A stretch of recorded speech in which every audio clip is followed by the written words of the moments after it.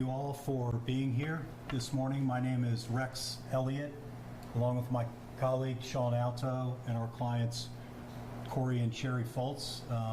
This is a historic day in the battle to end hazing in this country. You are here today because we have resolved our dispute with Bowling Green State University. The terms of the settlement are a $2.9 million payment from Bowling Green to the estate of Stone Foltz. But most importantly, there is a commitment by Bowling Green to partner with the Foltz family in the effort to eradicate hazing in this country. I think it's important and historic because what we have here is a university that is stepping up. There is no chance that we are ever going to stop hazing in this country if universities don't take a more proactive stance to enforce anti-hazing rules on college campuses in this country. We all know here that there has been a death on a college campus in this country every single year for over 60 years. And until universities become more involved in putting a stop to this behavior, we're going to see more deaths, and we don't want that to occur. I specifically would like to thank President Dr. Rodney Rogers, the president of Bowling Green State University, and his general counsel, Natalie Jackson. These are two people that understand the problem, the epidemic of hazing in this country, and I believe that they are committed to partnering with us to put a stop to hazing, certainly at Bowling Green and other campuses in the state of Ohio and beyond. I think it's important to understand that through this partnership, I think we'll make Bowling Green State University one of the safest campuses in this country, and it's our hope that colleges from here forward follow the lead of Dr. Rogers and General Counsel Jackson and Bowling Green State University in putting a stop to this. The final thing I want to say is I have personally called for an end to pledge programs in Greek organizations in this country. I think dramatic reform is needed, and it's needed right now if we're going to put a stop to this. The reality is that Greek organizations will not survive in this country if hazing does not come to an end. There is value to Greek organizations. There are good social lessons that can be taught. There is learning, and there is great charitable and philanthropic activities that occur through Greek organizations. But hazing and pledge programs are a relic of the past. All the deaths and injuries that we are seeing on college campuses in this country are coming through the pledging process.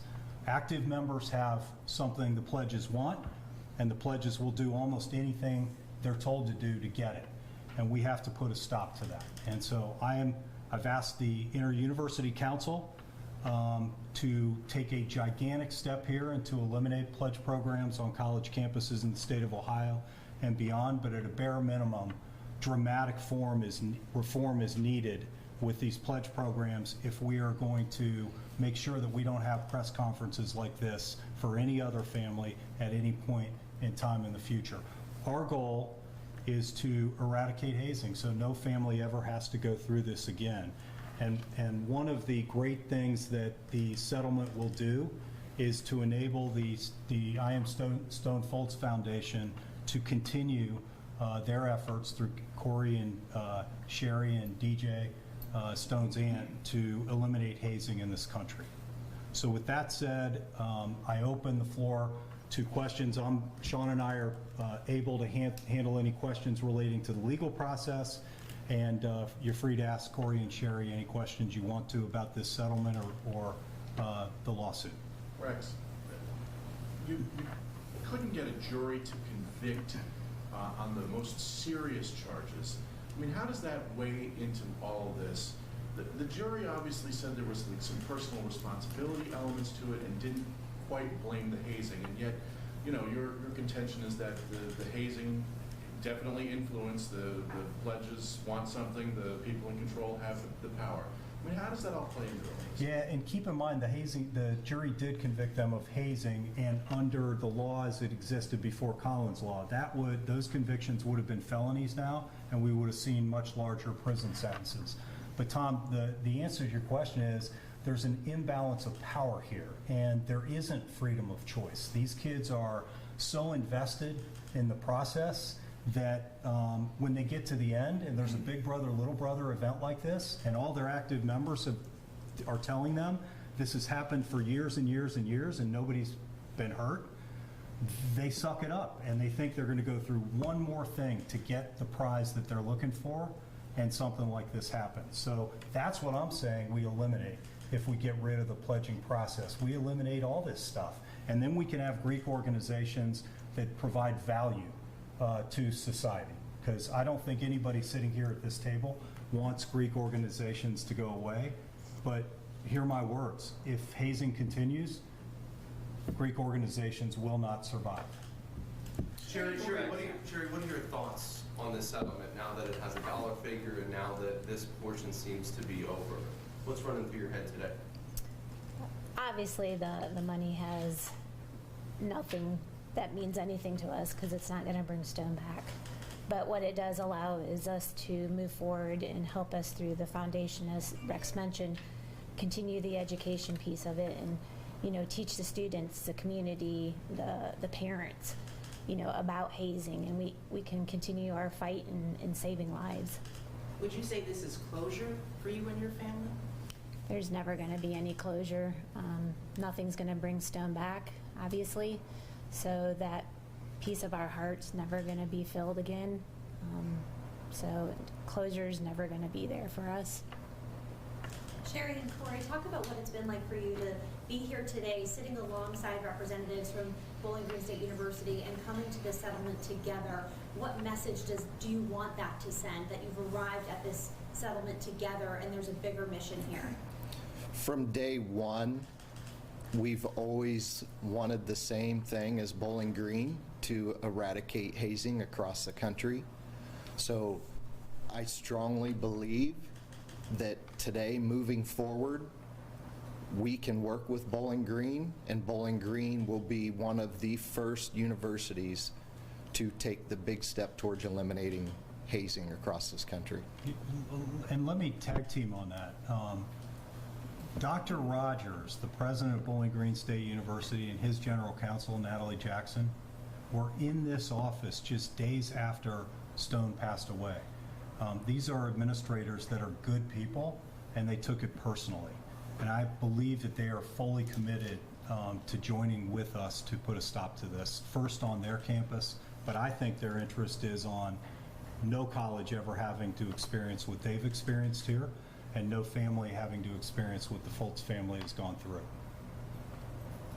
Sherry and Corey, how does this feel different from the end of the criminal trial in this civil portion? It's different because I feel like now we can move forward and we can continue to hopefully partner with BG and make progress in eradicating hazing. Whereas the criminal trial, we had no control over it really. Now we have control with BG and hopefully can again work together and continue the education piece of it. We can make today a positive move where after the criminal trial, no one won. We left there as grieving parents, and those individual boys that were involved left there as criminals. It was a no-win situation after the criminal trial. And let's all keep in mind that these young kids do have responsibility for what happens in these situations, but they're just behaving within a system that was created for them years and years ago by adults. And one of the things that we think is monumental with this resolution is that we have a university that is now at the table and is in the room. We have an adult in the room to help us put a stop to this. I think the judge in the criminal trial couldn't have said it any clearer at the sentencing. If we are going to continue to foist responsibility to end hazing on 18 to 22-year-old kids, it's never going to end. We now have the adults in the room, and that's where the change is going to occur. So how do you then stop behavior on a Saturday night at 10 p.m. when you have all those adults that you say are in the room, but it's Saturday night at 10 p.m., there's no adults, it's 18 and 22-year-olds? Well, if you get rid of the pledge program and you have these ritualistic, events that are replete with alcohol and drugs, you'll go a long way. But let's face it, we have a problem with alcohol abuse on college campuses, and that's not an issue we're here to talk about today, but it's a big problem, and it needs to be tackled as well. Can you talk at all about specifics with the Stone Foltz Foundation, some of the specific work that's going to be done? You talk about some training. Is there anything beyond that you can think of, or expansion of some of the work that you want to do? Yes, we hope to continue the education. We want to take that further. We think it's important to get it into the high schools, just because it's going to be, before they go off to college, we need to teach them about the whole, peer pressure and belonging. We need to give them a sense of, how to handle that before they get off to college and, have their own responsibilities and becoming an adult and making those decisions. I think the education is going to be a huge part of it, and we will continue that, and we will continue to fight on until we can, get this education passed and into the schools. With our foundation, we have done several different speaking engagements, and part of our training is just as simple as alcohol poisoning, to know how much is too much. And we really want to get that out in front of parents so they can get involved with their children and help keep them safe and make the right decisions, as well as with high school and middle school kids to understand how much is too much of alcohol. What do you think Stone would say today? I think he would tell us he's proud of us.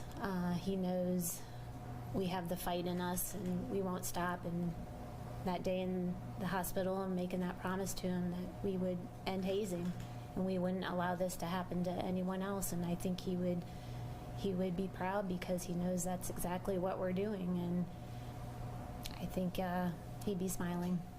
I think he'd be very happy to hear that we're caring for other parents' children as well.